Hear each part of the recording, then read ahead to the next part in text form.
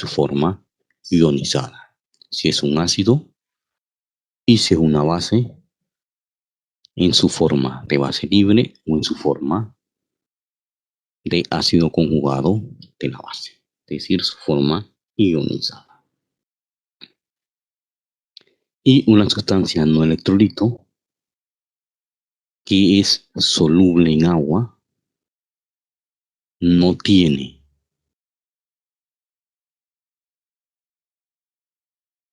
ningún tipo de interacción iónica en una sustancia no iónica, y la solubilidad en agua se le darán grupos generalmente en los azúcares y en el etanol, grupos alcohol. Son tres terminologías que tienen que tener claros cuando se habla de concepto de ionización. ¿Quiénes se ionizan? Los electrolitos débiles, dependiendo de los grupos funcionales ácidos o básicos, y establecen un equilibrio entre su forma ionizada y su forma no ionizada.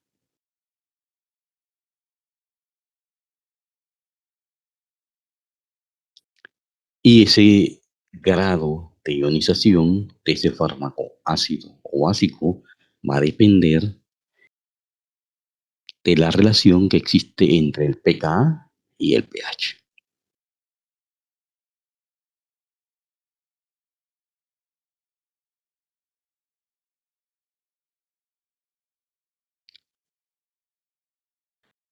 Entonces, ¿qué importancia tiene para el farmacéutico conocer esa relación que existe entre el pH y el pKa?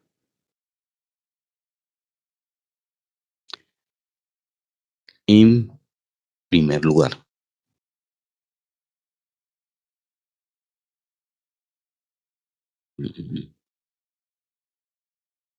las ecuaciones de Hasselbalch que relacionan pKa o pH con la forma ionizada, la concentración de la forma ionizada, son fórmulas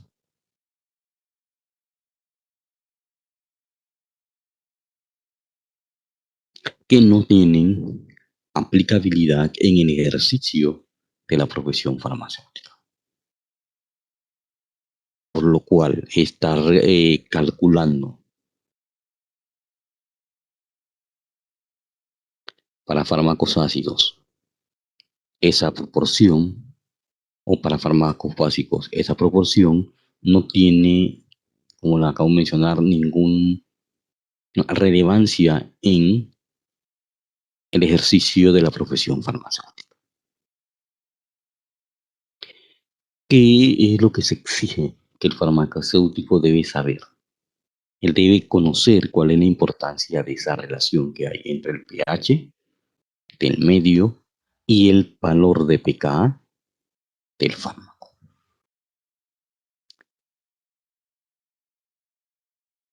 Un fármaco se puede comportar como una sustancia ácida, una sustancia básica, un electrolito débil que va a estar en ionización y en un equilibrio entre la forma ionizada y la forma no ionizada, sea de ese compuesto básico o de ese compuesto ácido.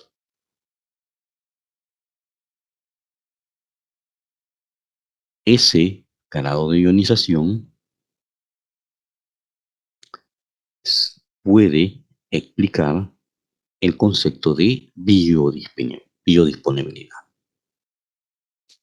potencia, duración de acción e interacción del fármaco con su diana biológica.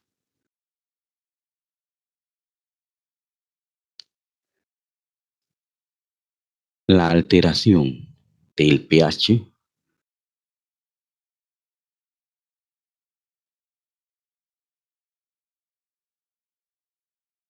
o la existencia de grupos ácidos,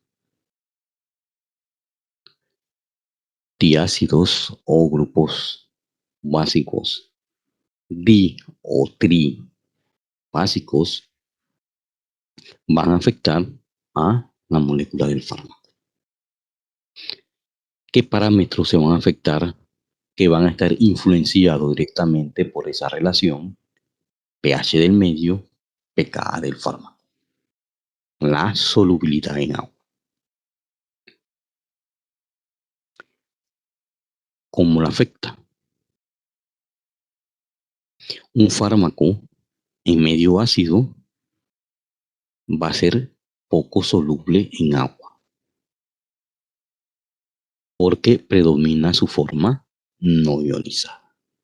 En cambio, ese fármaco ácido en pH básico es altamente soluble en agua porque predomina en su forma ionizada. Un fármaco básico en medio ácido a nivel del estómago predomina en su forma ionizada, altamente soluble en agua. En cambio, a pH básico predomina su forma no ionizada,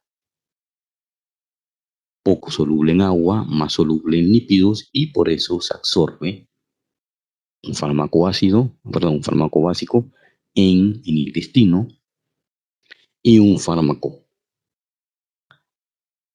ácido, como predomina su forma no ionizada a pH bajo y en esa forma predomina su forma no ionizada, se absorbe en el estómago. Eso es como regla general. Y vemos cómo esa variación en el cambio de pH afecta la solubilidad de fármacos ácidos y básicos. También pueden afectar lo que es el proceso de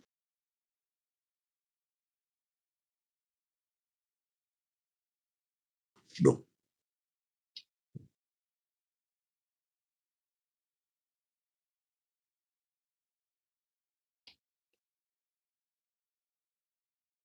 Como lo vimos con el ejemplo del diclofenaco formulado como sal sódica y sal potásica. El concepto de biodisponibilidad, ustedes lo ven en farmacocinética o biofarmacia, en el concepto de lo que es biodisponibilidad. Esa relación entre el pH y pKa también puede influir en la prevalencia de efectos adversos.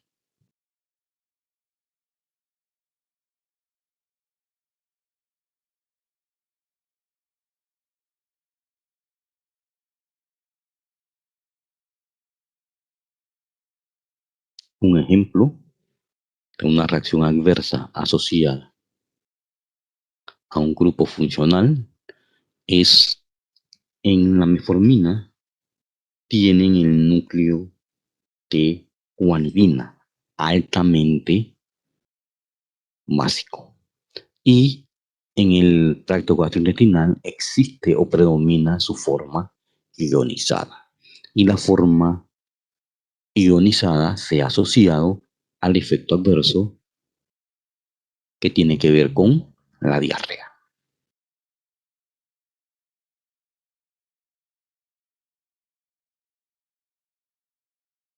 Alteraciones en esa relación pH-pKa también pueden afectar el estado de una enfermedad. Sobre todo cuando hay cambios a nivel de tejido o a nivel celular en donde por la enfermedad hay alteración del pH. Se altera el pH del medio en ese estado, en ese tejido o en esa célula, por lo cual el fármaco va a tener una forma de ionización diferente por el estado de esa enfermedad. Y eso puede afectar su proceso de absorción y también o sus propiedades farmacocinéticas y también sus propiedades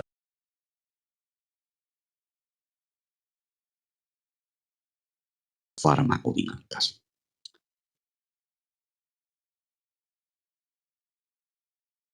Otro parámetro es la duración de acción, que también se ve alterada por esa relación que hay entre el pH y el pK.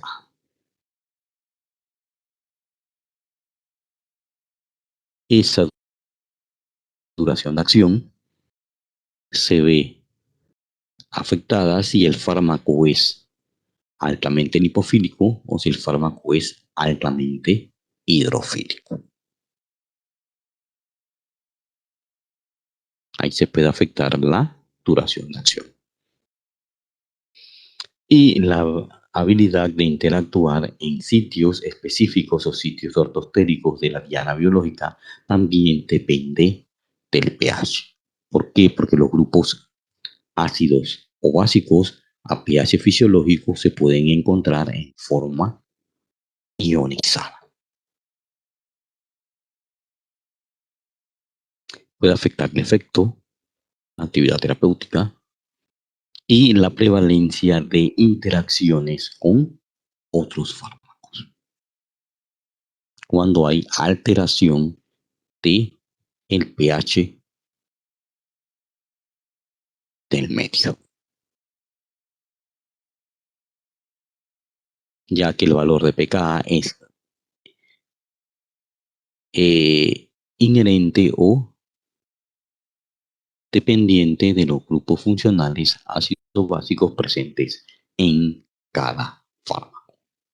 De ahí la importancia que tiene conocer el farmacéutico y los estudiantes de farmacia, futuros licenciados de farmacia, esta relación que existe entre el pH y el pK.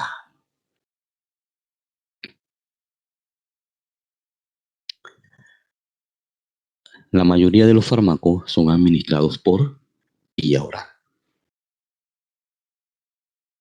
y corresponden al 78.6, casi 80% de los fármacos que tienen grupos ionizables.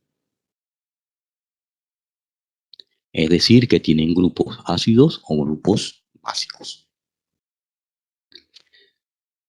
12% de esos fármacos son de carácter neutro.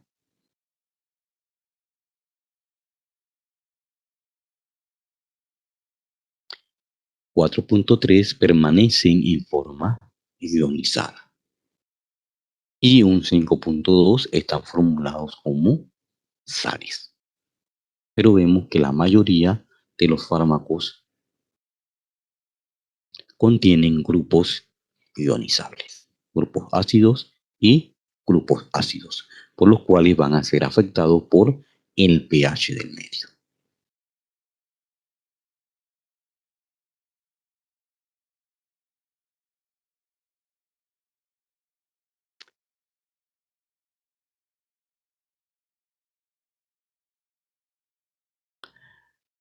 Esto ya lo mencioné. ¿Y qué, qué pasa con la mayoría de los fármacos? Los fármacos que son ionizables, como hemos visto, dependiendo de los grupos ácidos o básicos, tienen rango de valores variables.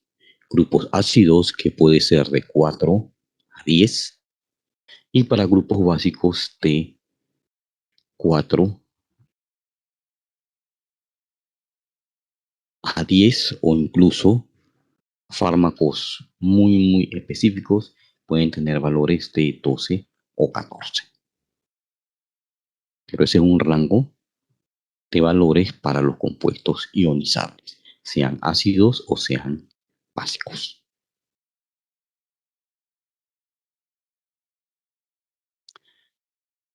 La mayoría de los fármacos son sustancias básicas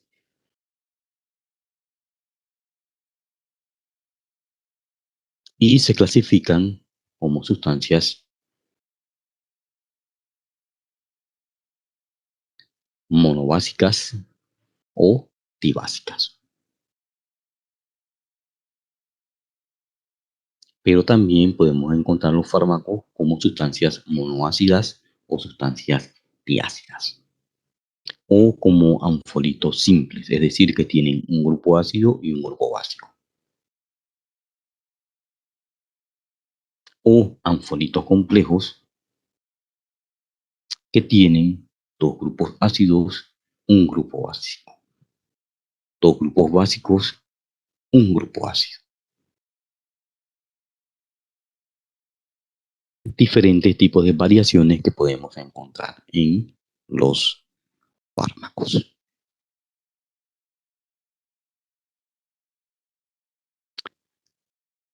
Entonces, ¿cómo podemos utilizar esa relación que existe entre el pH y el pKa para predecir qué forma predomina de los fármacos? Existe una metodología empírica que consiste en comparar esa relación que existe entre el pH y el pKa de fármacos ácidos o fármacos básicos. Y un compuesto que predomina como sal de amonio cuaternario tiene una carga negativa, por lo cual predomina en su forma ionizada y no es afectado por el pH del medio. Las sustancias no electrolitos son sustancias neutras y predominan en su forma no ionizada. Y en ambos casos vemos un compuesto ionizado como sal de amonio cuaternario es, no es afectado por el pH del medio, igual que un electrolito que predomina en su forma no ionizada no es afectado por el pH del medio. Un compuesto en forma de sal de amonio cuaternario es altamente soluble en agua porque predomina en su forma no ionizada. En cambio, un no electrolito, la sustancia neutra, que predomina en su forma no ionizada, prácticamente se absorbe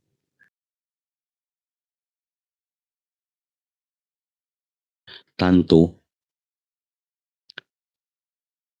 a nivel del estómago como a nivel del intestino. ¿Por qué? Porque él no es afectado por el pH del medio del tracto gastrointestinal cuando se administra por vía oral. ¿Cómo se hace esa resolución de problemas viendo esa relación que existe entre el pH y el pK? Primero, para sustancias ácidas, cuando el valor de pH es igual al valor del pK, hay un predominio de 50% de la forma ionizada y la forma no ionizada.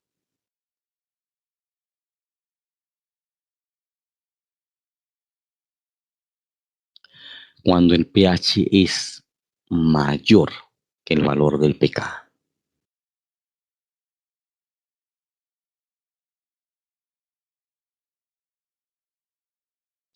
en grupos funcionales ácidos,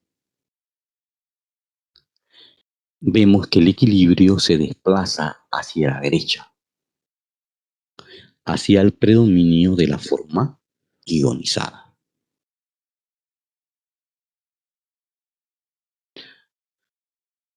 Cuando ese valor de pH es menor que el valor del pKa en un grupo funcional ácido, ese equilibrio se desplaza a la izquierda y predomina la forma no ionizada. Ese comportamiento ocurre para sustancias ácidas. Y vemos que estamos relacionando solamente el valor de pH con el valor de pK. Para grupos básicos exactamente igual.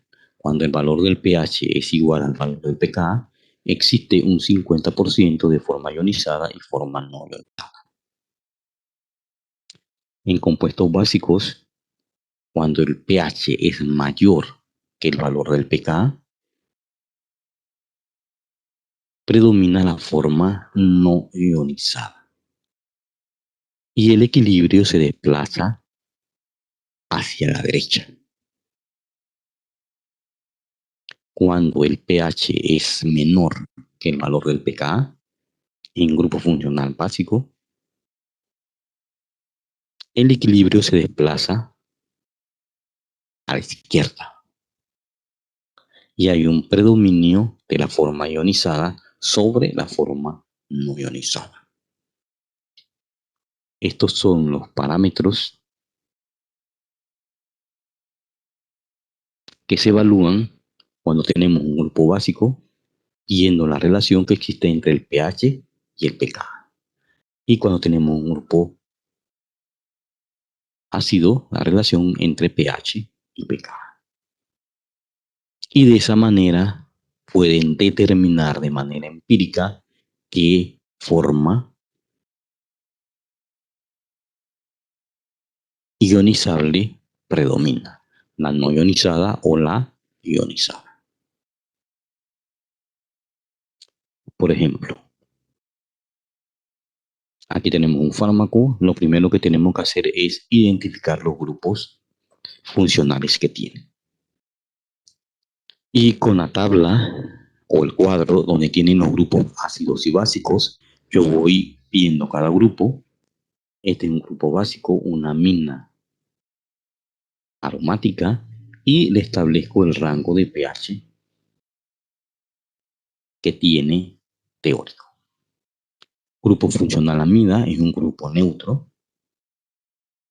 y una amina alifática puede tener valores de 6.8 hasta 10, pero el rango incluso se puede ampliar.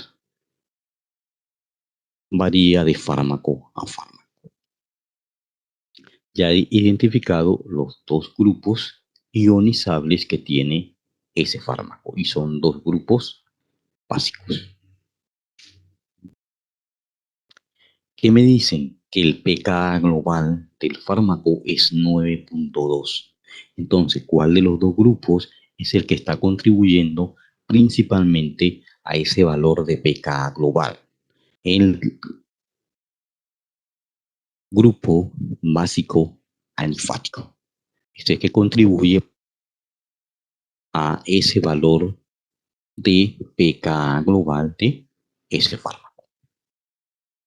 Este grupo, como se estabiliza por resonancia y es una base bastante débil, no contribuye a ese efecto de ionización. Contribuye principalmente esa amina alifática, que es la que se ioniza a pH ácido o a pH básico.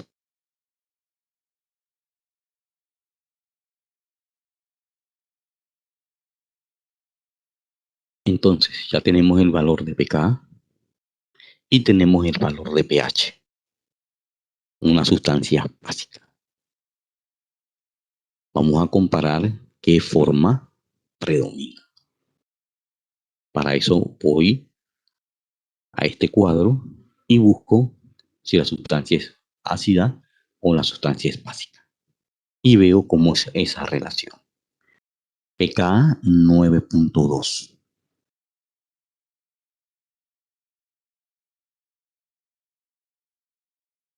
9.2.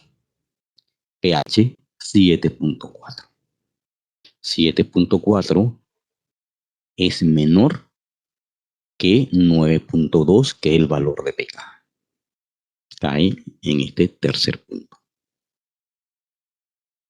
para ese grupo funcional básico.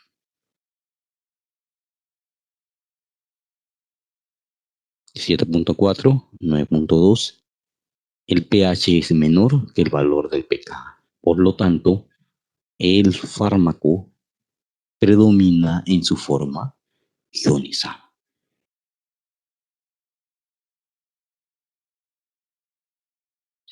Esta sustancia, este fármaco, vemos que predomina su forma ionizada a pH fisiológico.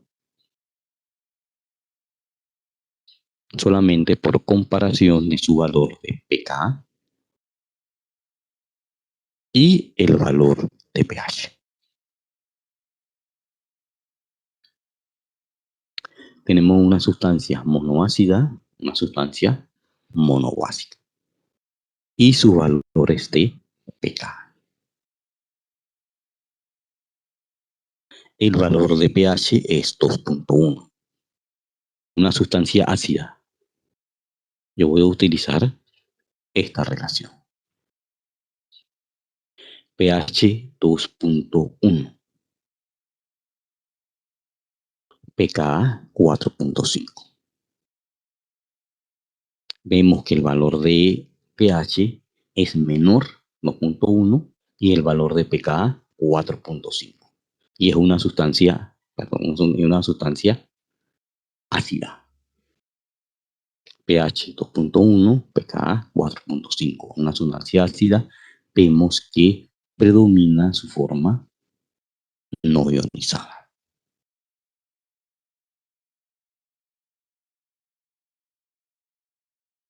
Y este fármaco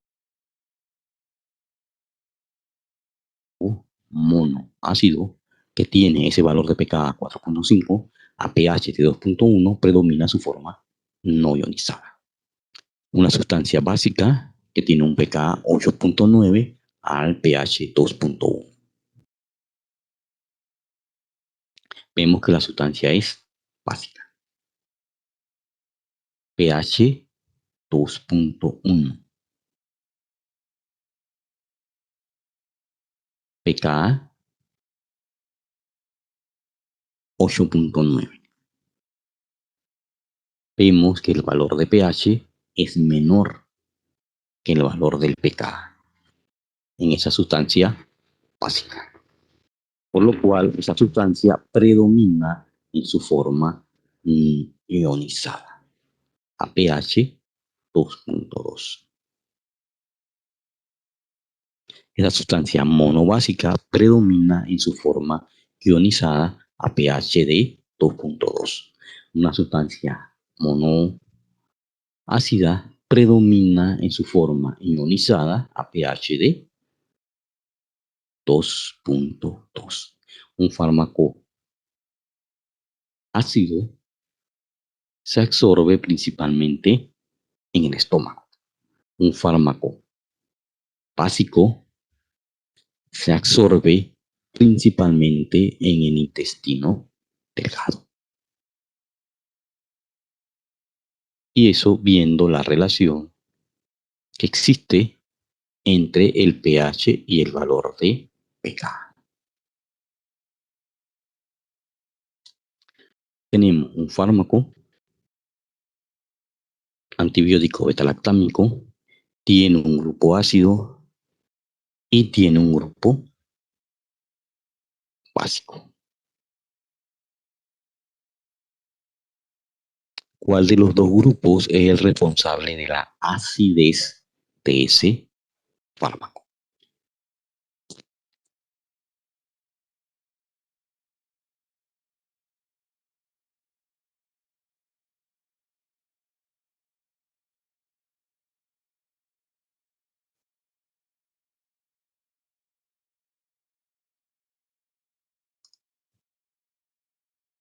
¿Mm? A ver, ¿quién responde la pregunta? ¿Cuál de los dos grupos es el responsable de la acidez global de ese fármaco?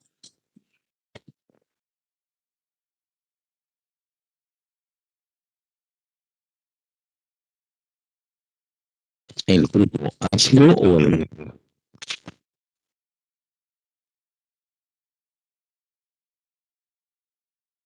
Y eso es lo que tienen que determinar de manera inicial.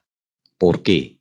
Yo no puedo tomar este grupo, este valor de este grupo ácido y ver cómo se comporta este fragmento de este grupo ácido a pH de 4.5 y a pH de 8.5.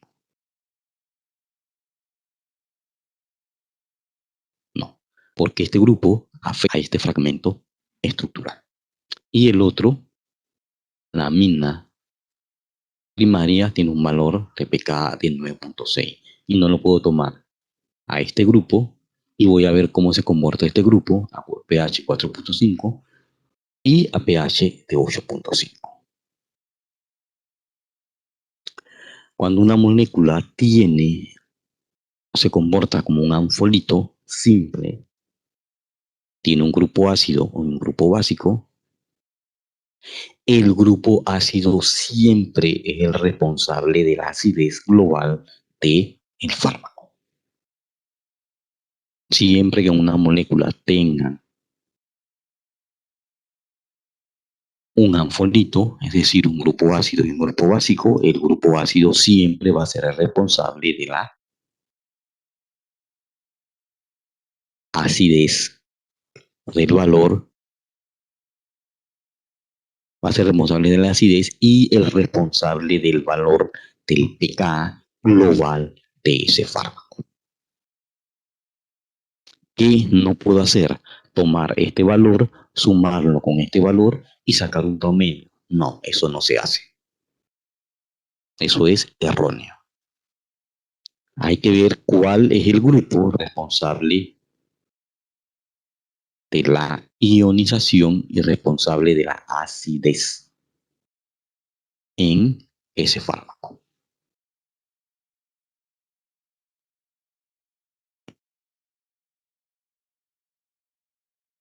Y ese valor debe ser un valor muy similar,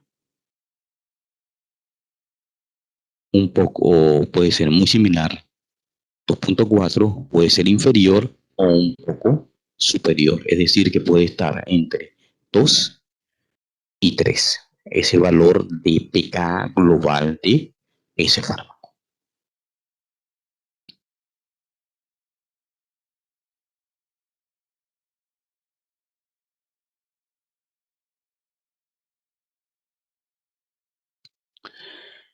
Ejemplos de esta relación es lo que nosotros vamos a ver en el taller que vamos a realizar en la segunda, dentro de 2 semanas.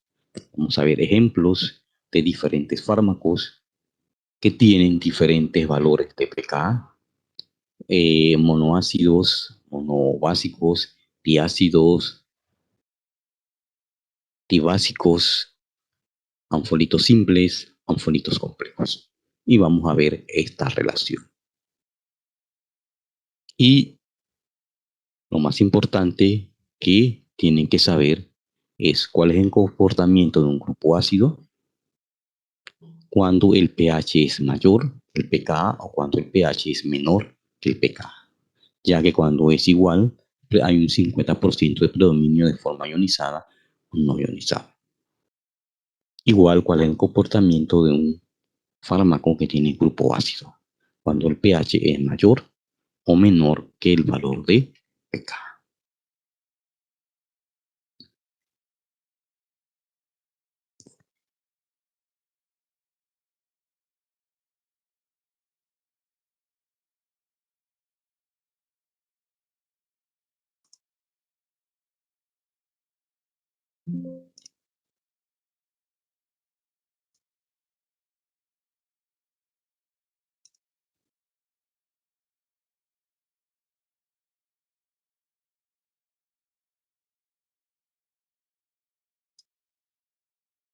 Profesor, buenos días, ¿me escucha?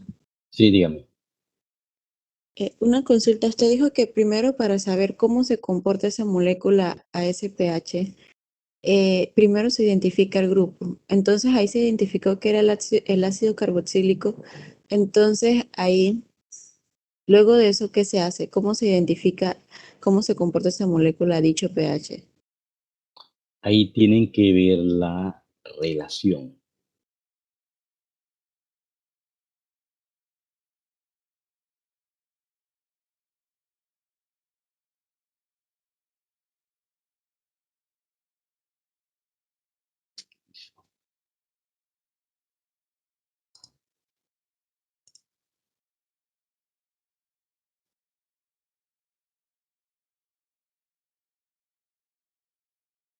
Ahí lo primero que ustedes tienen que hacer es determinar los grupos funcionales ácidos o básicos que tiene el fármaco. Si tiene un grupo ácido, vamos a usar esta relación. Si el pH es mayor que el pKa, predomina en una forma. Si el pH es menor que el pKa, predomina una forma. Ese es el comportamiento para una sustancia ácida. Y el otro es el comportamiento para una sustancia básica. Y para sustancias monoácidas y monobásicas, ese comportamiento es ideal. Varía cuando tenemos una sustancia diácida o una sustancia dibásica. Ya que cuando tenemos una sustancia como esta, que es un anfodito simple, siempre que tengan un grupo ácido y un grupo básico, el grupo ácido siempre va a ser el responsable de la ionización de ese fármaco.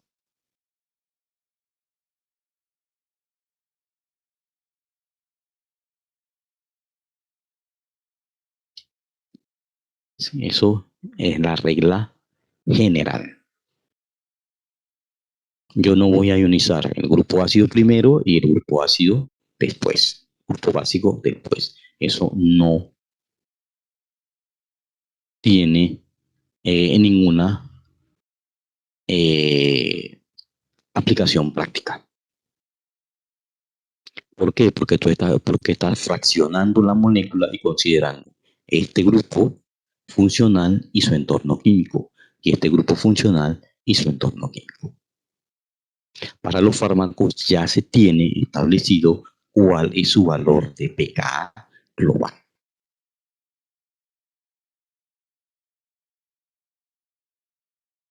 Y generalmente cuando tienen esas sustancias anfolitos, el pKa global siempre lo determina el fármaco ácido.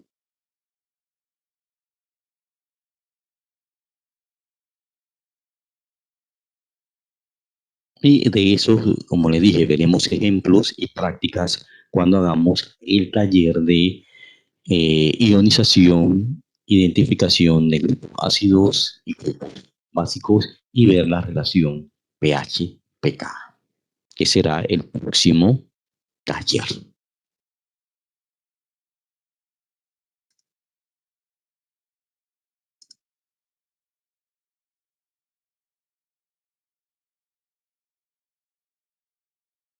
Profe, gracias. Mm,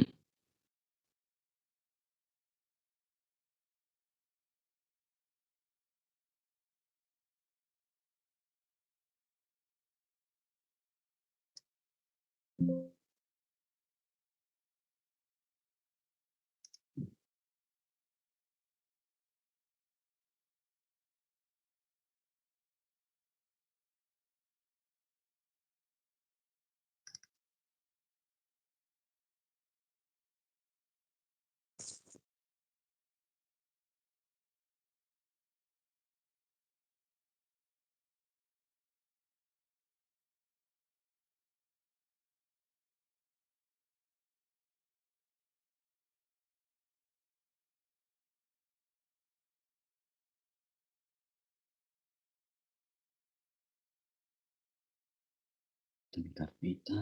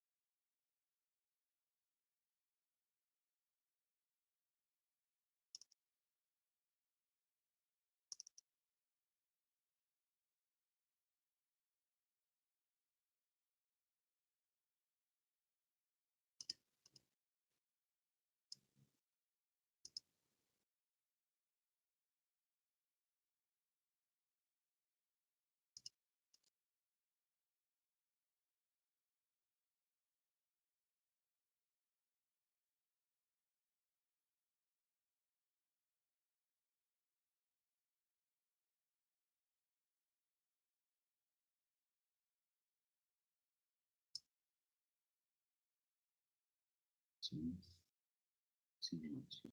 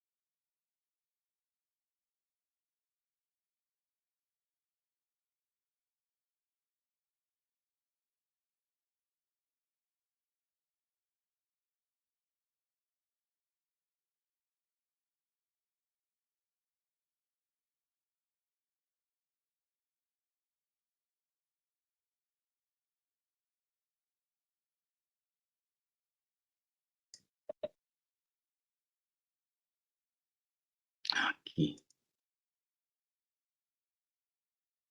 A ver, estaba buscando el archivo que no lo encontraba.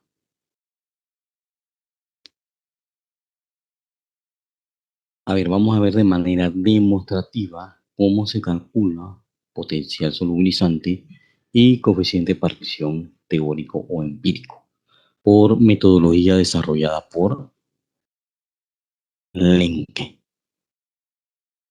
Y vamos a ver las ventajas y desventajas que tiene la utilización de esta metodología.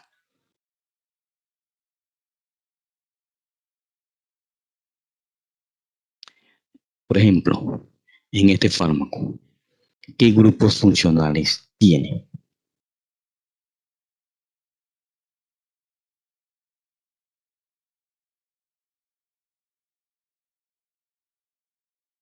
¿Mm? ¿Qué grupos funcionales tiene este fármaco?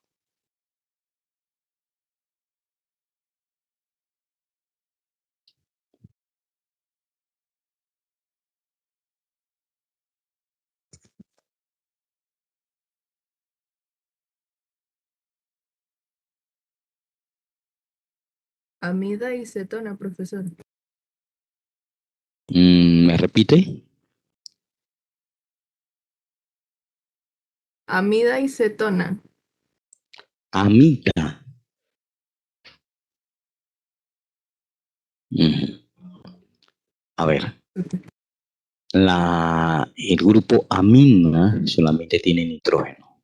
El grupo amida tiene un nitrógeno unido por un enlace sencillo con una cetona. Ese es el grupo amida.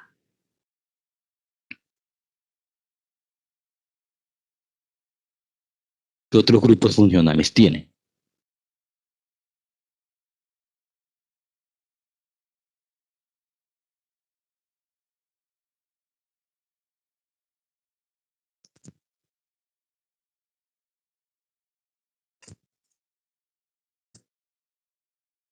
Este anillo, ¿cómo se llama? Estos carbonos de ciclo. El anillo es un anillo de benceno, profesor. ¿Y el otro?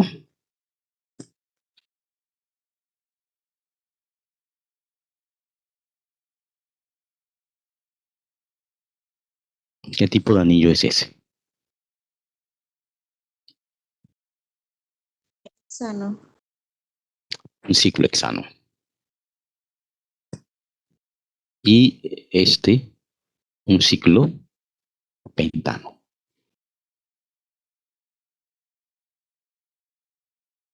Pero ¿qué pasa sobre el anillo de ciclo pentano? Tiene dos carbonilos y una amina terciaria que están formando el grupo amida en ese anillo de ciclopentano.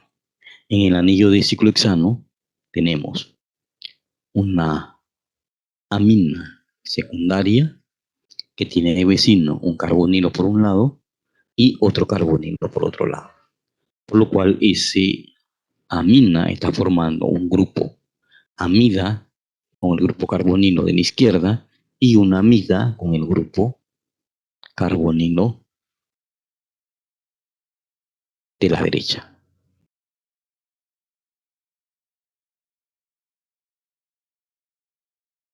¿Por qué lo hemos fraccionado de esa manera? En el cuadro desarrollado para determinar el potencial solubilizante de un fármaco, vemos que tenemos los grupos funcionales básicos. No tenemos el grupo funcional del compuesto beta-bicarbonílico, por lo cual se fracciona a las dos amidas correspondientes.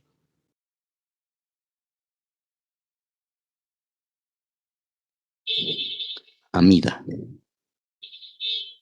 Si el grupo es monofuncional, es decir, solamente tiene un grupo amida, puede solubilizar hasta 6 carbonos. pero si tiene más de un grupo amida en un grupo polifuncional, puede solubilizar de 2 a 3 carbonos. Y por eso hemos tomado como grupo amida, una doble amida en la cual participa ese nitrógeno. Una doble amina en la cual participa ese nitrógeno. ¿Por qué? Porque no hay grupos beta-carbonil. Entonces tomamos en cuenta 4 amidas y vemos que no toma en cuenta el entorno químico. 4 amidas solubilizan de 2 a 3 carbonos y da una relación de 8 a 12 carbonos.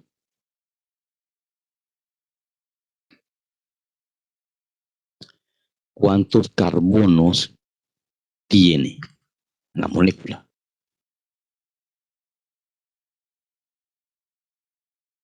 6 carbonos del anillo de benceno, 3 carbonos del anillo de ciclohexano.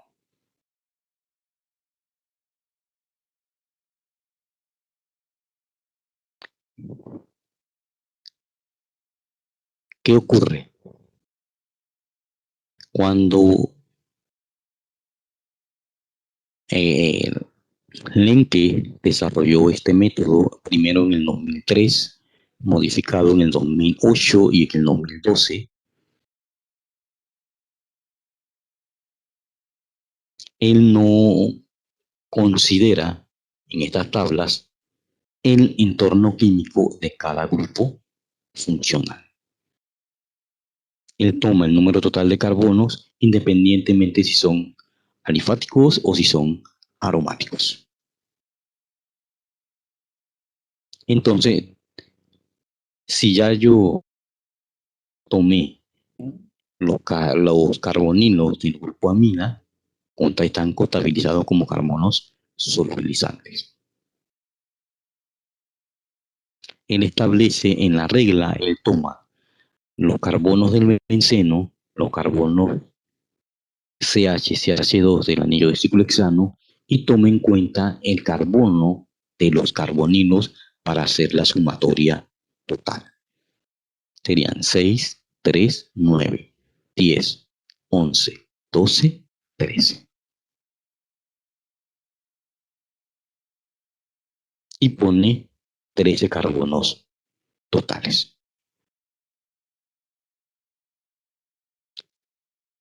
Otros autores que también han utilizado esta metodología y varios profesores de química medicinal,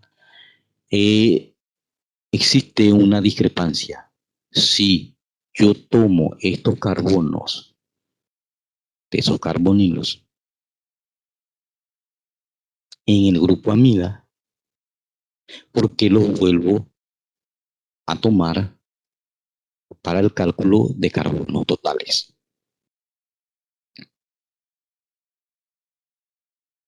Una cosa son los carbonos solubilizantes, otra cosa serían los carbonos totales. ¿Por qué? Porque ellos dicen que los carbonos totales serían los del anillo de benceno y los del anillo de ciclohexano, que sería entonces 9, que no sería 13. ¿Y qué ocurre? En ambos casos, sea 9 o 13, la diferencia 8 a 9 o 12 a 13 es un carbono. Y se concluye entonces que la sustancia es soluble en agua.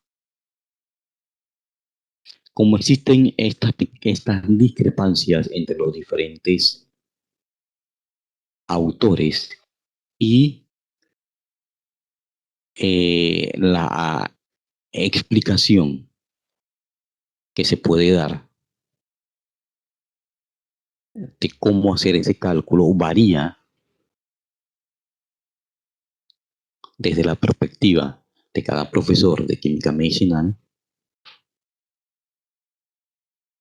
Entonces, esta porción del taller se ha dejado como demostrativo.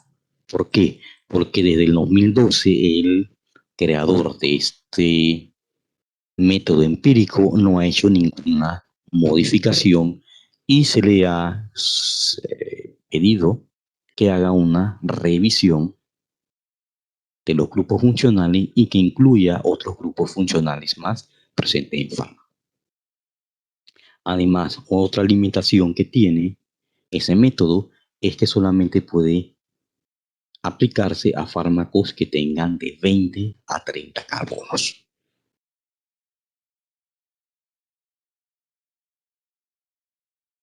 Por lo cual, en muchos casos, esto se ha dejado como, o en muchos cursos de química medicinal donde se habla de carbonos de determinación empírica por el método de Lenke utilizando el potencial solubilizante, se ha quedado como demostrativo.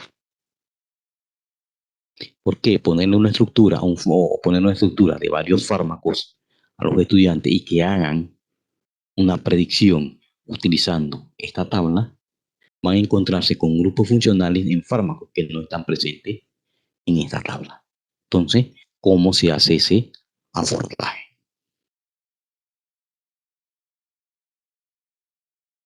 Y en base a esas diferencias, entonces, por el momento, hasta que el autor, el creador del método, haga alguna modificación, esto se queda como demostrativo.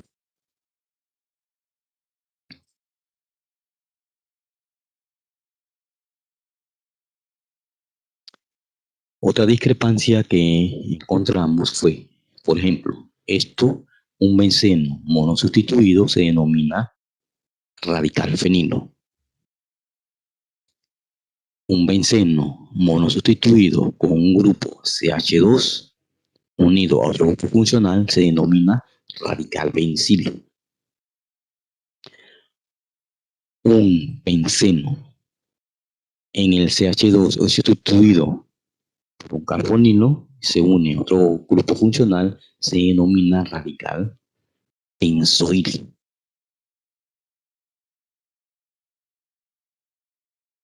Y un anillo de benceno con hidroxilo se denomina fenol. Y como vemos, a este núcleo se le llama núcleo fenilo. El que tiene el CH2, núcleo bencilo. Si aquí tuviera otra sustitución, a este se le denominaría radical benzal, que proviene de benzaldehído. Y el grupo benzo, cuando tenemos un anillo aromático con sustituciones vecinales o adyacentes en orto, a este se le llama grupo benzo. Pero ¿qué ocurre? A los otros bencenos con sustituciones en meta y para también se le estaban denominando grupo benzo. Pero este benceno con sustituciones en meta es un radical fenilo disustituido. Y este grupo, que también estaban llamando grupo benzo, es un radical fenilo para sustituido. Son radicales fenilos, no grupo benzo, porque para que sea grupo benzo, los dos grupos deben estar vecinos y formando otro núcleo con el otro grupo funcional. Y entonces de ahí se han observado esas discrepancias en nomenclatura de los anillos de benceno, que es muy diferente a la nomenclatura que utilizamos para describir fármacos. Y ninguna de estas variaciones la incluye en esta tabla. Y si ven, no incluye el anillo de benceno.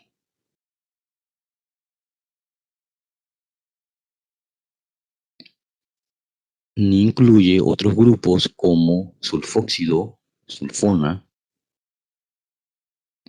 sulfonamida, que son también grupos comunes en fármacos.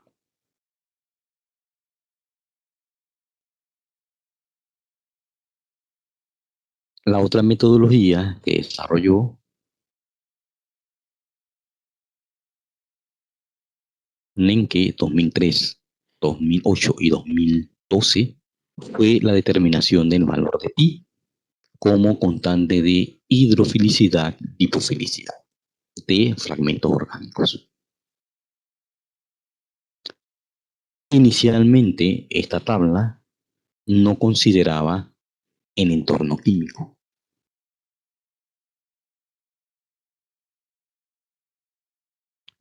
En el 2008 y después en el 2012 entonces introduce valores para compuestos alifáticos y compuestos aromáticos.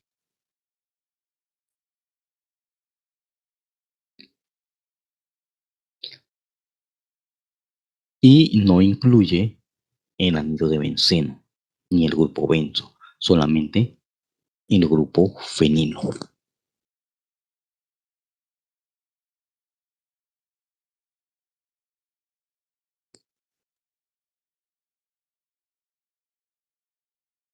Entonces, vamos a ver el mismo ejemplo anterior.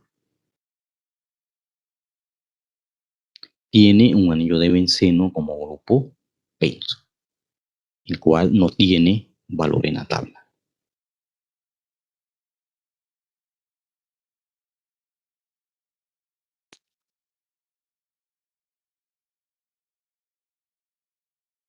Considero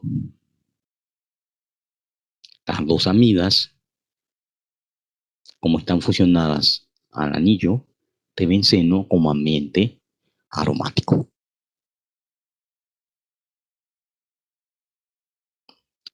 Y en la tabla, amida es 0.97 para ambiente alifático. No tiene valor para ambiente aromático. Con lo cual, en este caso sería 0.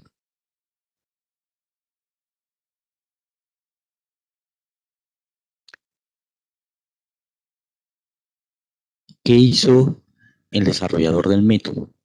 Tomó el valor de la amina terciaria. Consideró este nitrógeno como una amina terciaria y tomó el valor de ese nitrógeno como amina terciaria. Punto 18 en ambiente aromático, 2, y obtuvo un valor. El anillo de ciclo alcano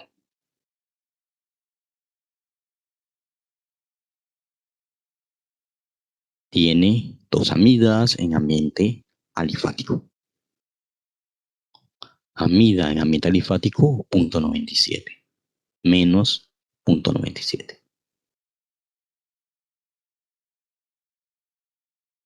Vemos que aquí no consideró el de 0.97, utilizó 0.47.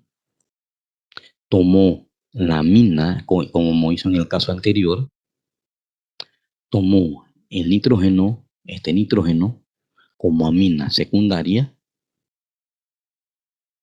y le dio y tomó este valor de 0.47. Hizo la sumatoria y le dio este valor.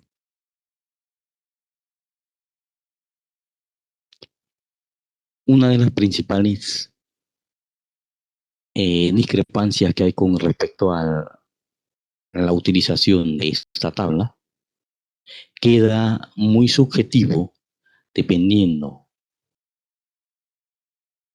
de cada profesor tomar el grupo amida o tomar el nitrógeno. Eso se vuelve muy subjetivo. Esa subjetividad ocasiona que el valor que se pueda obtener como valor teórico sea un valor no real. ¿Por qué? Porque la tabla está incompleta.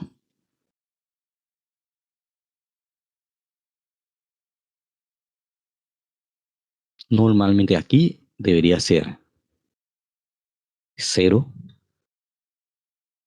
y en el otro aquí sería 0.97 por 2. Pero tengo un grupo funcional que no tiene valor, otro grupo funcional que no tendría valor y solamente tendríamos un grupo funcional del entorno alifático que es el que tiene valor.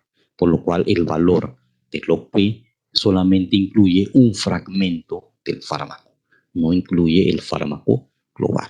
Y de ahí las limitaciones del método y los valores predictivos son valores errados.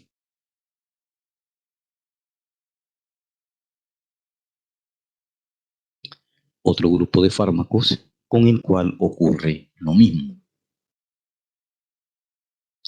Aquí tenemos un benzo y imidazol, una sulfona, una piridina.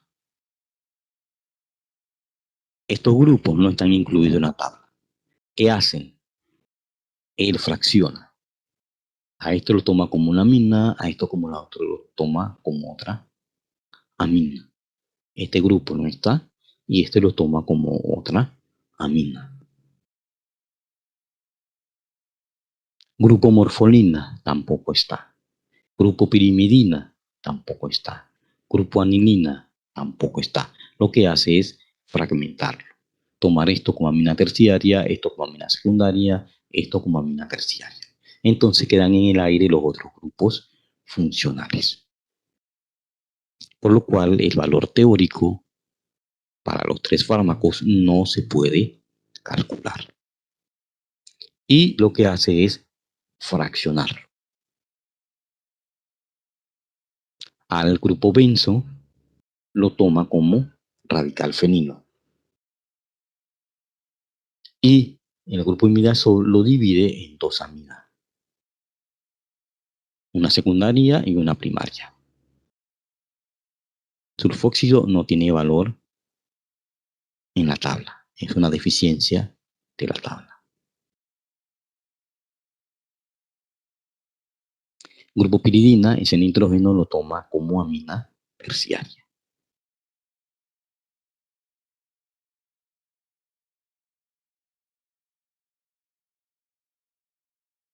Los metilos, los metoxilos. Y si ven, si yo no tengo asignado un valor a cada grupo presente, grupo funcional presente en el fármaco, entonces yo no puedo acá hacer un cálculo teórico. Igual pasa con este o con este.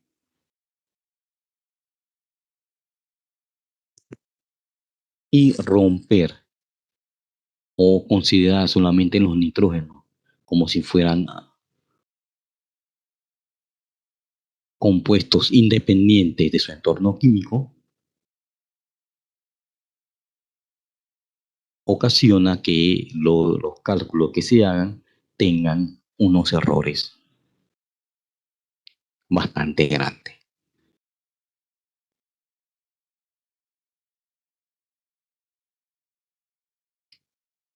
Y este es un ejemplo de lo que le estaba mencionando. Este fármaco tiene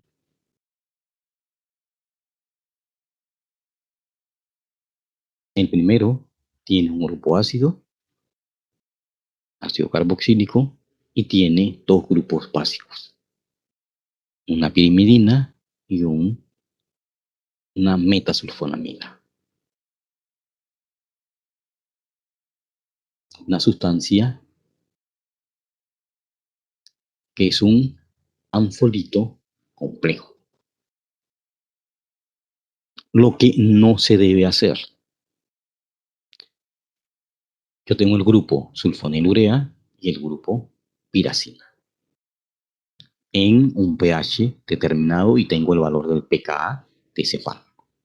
Yo no puedo tomar el grupo sulfonilurea a ese pH y con ese valor de pKa y ver la forma que predomina. Luego tomo el grupo básico a las mismas condiciones y hago lo mismo. Esto no se hace. Después, al otro pH, hago exactamente lo mismo. Estoy viendo el comportamiento de este fragmento y de este fragmento. Y eso es erróneo. Yo tengo que determinar cuál de los fármacos, cuál de los dos grupos es el responsable del valor de ese pKa global de ese fármaco. Entonces, ese es el grupo ionizable. Yo no puedo ionizar el grupo ácido y después el grupo básico. Eso constituye un error, porque el fármaco no se comporta de esa manera cuando se va a ionizar.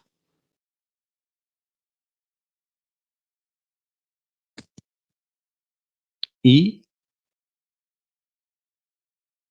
dada la discrepancia que existen con muchos valores de esta tabla, se hizo una búsqueda de diferentes valores de sistemas aromáticos.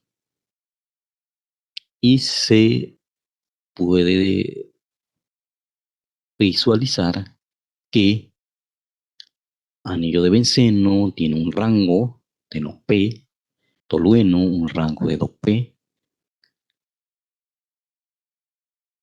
Este compuesto que tiene los dos metilos tiene otro rango de 2P. El que tiene el grupo bencilo tiene otro valor de 2P. El que tiene dos grupos etilos tiene otro valor. Y vemos cómo a medida que incorporamos sustituyentes alifáticos, el valor de los P aumenta.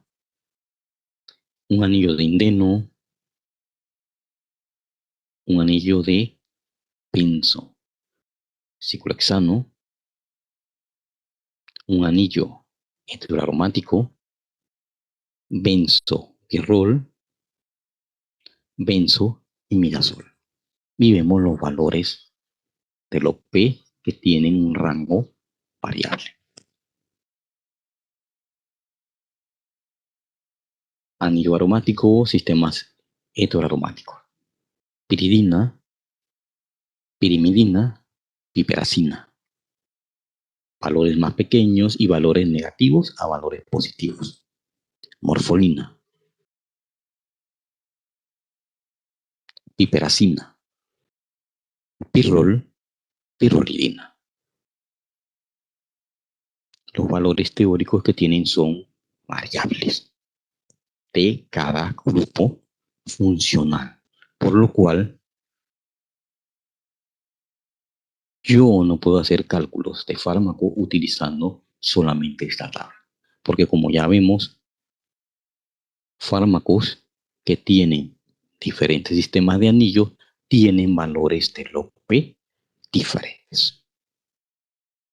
Por eso, este método no tiene validez para hacer cálculos predictivos teóricos que se acerquen a los valores experimentales o a los valores calculados por programas de química informática.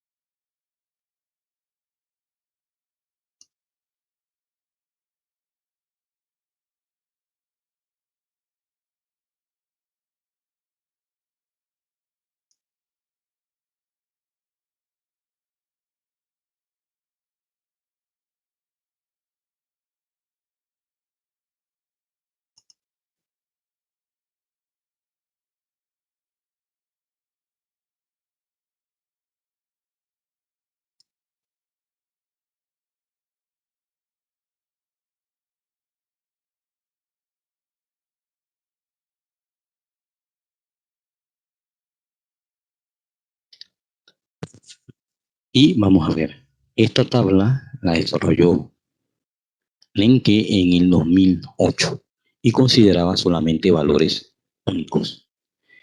Y en este fármaco, miren el valor de CELOP que él determinó, usando el procedimiento descrito anteriormente, tomando los grupos independientes del entorno químico. 5.8. Esta tabla la desarrolló en el 2012, donde puso los valores alifáticos y los valores tomando en cuenta el entorno químico, si es alifático o aromático.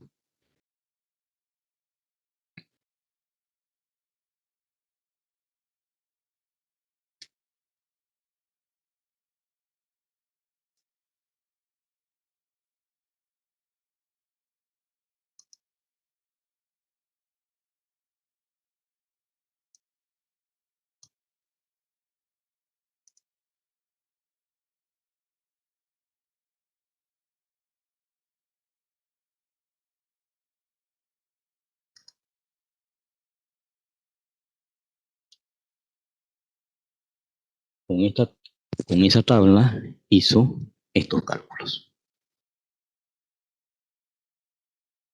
e incluyó este compuesto que le había hecho el cálculo en el 2008 con la tabla que hizo en el 2012. ¿Qué observamos? Con los valores de la tabla del 2008 le dio un valor de 5.8 como CELOP calculado. Entonces, cuando modificó la tabla en el 2012, el mismo compuesto le dio un valor de más 7. Miren la diferencia de cerca de 1.2 en ese valor de log P. Por lo cual, ahí vemos las discrepancias que hay entre la utilización de una tabla o otra tabla. ¿Qué otras discrepancias se encontraron? Miren el ibuprofeno. Miren el valor calculado con la tabla o por el método de Lenke. Miren el valor experimental y miren el valor teórico. Valor experimental y valor teórico calculado por programas de química informática están bastante cercanos, 3.5, 3.8. Y miren el valor que es con el método de Lenke, 4.83. Bastante alejado, una diferencia significativa con los valores teóricos y los valores calculados con programas de química informática, por lo cual su valor es no real. Captopril 2.1, perdón, 2.21, calculado por el método de Lenke, y el CELOP calculado con programa de química informática más 1.18. Miren la variación, más de una unidad. Ese valor de log P. Con lovastatina, el valor calculado 9.24. El valor teórico experimental 4.26. Valor calculado con programa de química informática 4.08. Nadolol 4.90 con el método de Lenke. Experimental más 0.71 con programa de química informática más 0.23. Vemos una gran discrepancia en los valores TS log P. Igual pasa con cefaclor. Calculado método de Lenke 2.9. Experimental menos 1.69. Y calculado con programa de química informática menos 1.79. Aquí observamos que el método de Lenke para determinar esta constante de pi, esta constante de pi de lipofilia e hidrofilia muestra errores y muestra muchas falencias en cuanto a la utilización de esta tabla.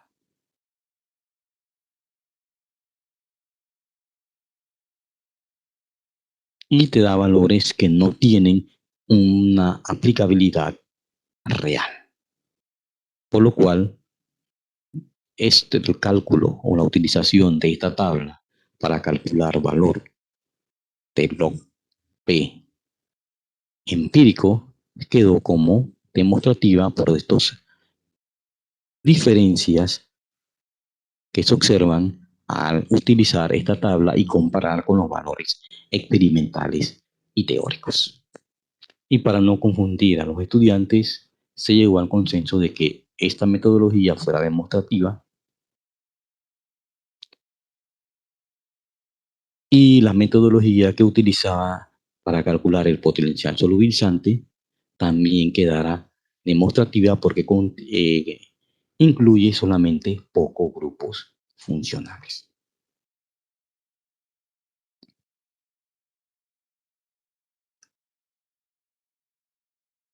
Y ese método fue desarrollado por mí.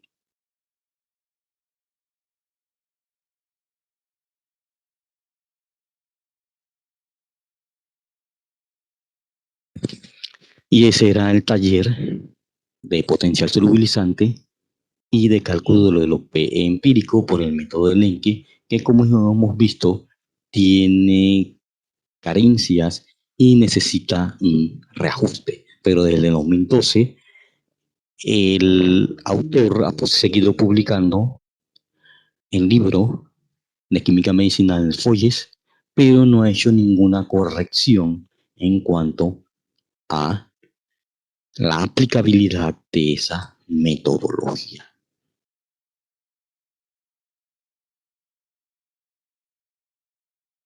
Y por eso lo dejamos nosotros como talleres demostrativos. Ya en el próximo taller sí vamos a ver asignaciones y prácticas de cómo determinar la ionización y el predominio de la forma ionizada, no ionizada, viendo ejemplos con diferentes fármacos. Y de eso sí van a tener que entregar una asignación. De este tema, no, porque es un tema que tiene bastantes falencias. Y eso era el contenido del taller demostrativo. Con eso hemos terminado de manera teórica el material que se incluye para el primer examen, que será para la semana del 23 al 27,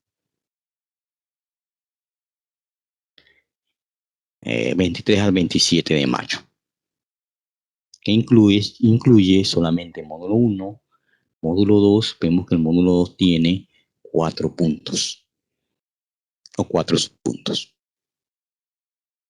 Y ese sería el material para el primer examen, un examen generalmente teórico.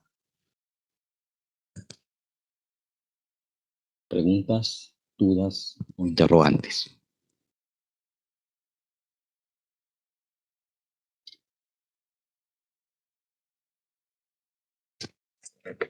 Profe, de esa semana, el parcial sería miércoles, jueves o viernes.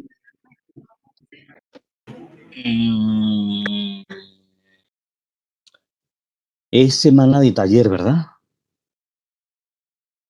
Si es semana de taller, cada grupo, para verificar el horario. 1, 2, 3, 4, 5, 6, 7, 8. Semana par. Y sería taller. El grupo de taller que le toca jueves lo hace jueves y el que el grupo de taller le toca viernes lo hace viernes. Se hace en la hora de taller correspondiente de cada grupo. Pero si alguno no puede, quiere hacerlo el jueves, lo puede hacer el jueves. Si lo quiere hacer el viernes, lo puede hacer el viernes. Eso da igual. Porque son horas así, ambas, todas las horas de esa semana están asignadas a taller. Y se puede hacer jueves o viernes.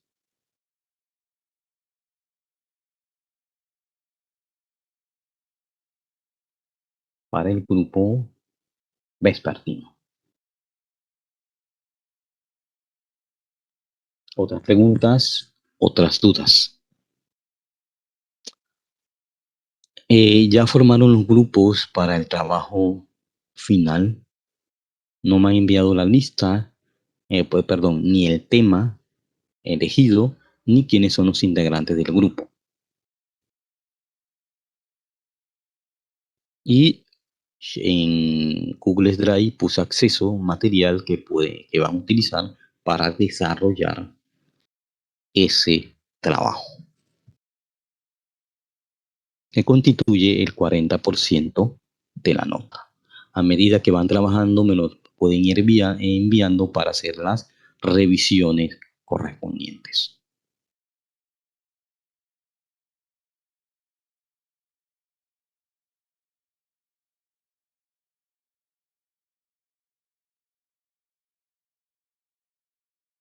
Entendido, profe.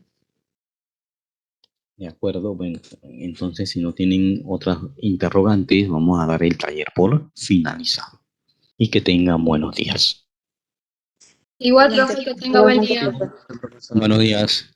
Buenos días. Chao, profe. Hasta luego. Hasta luego. Hasta luego, profe. Hasta luego.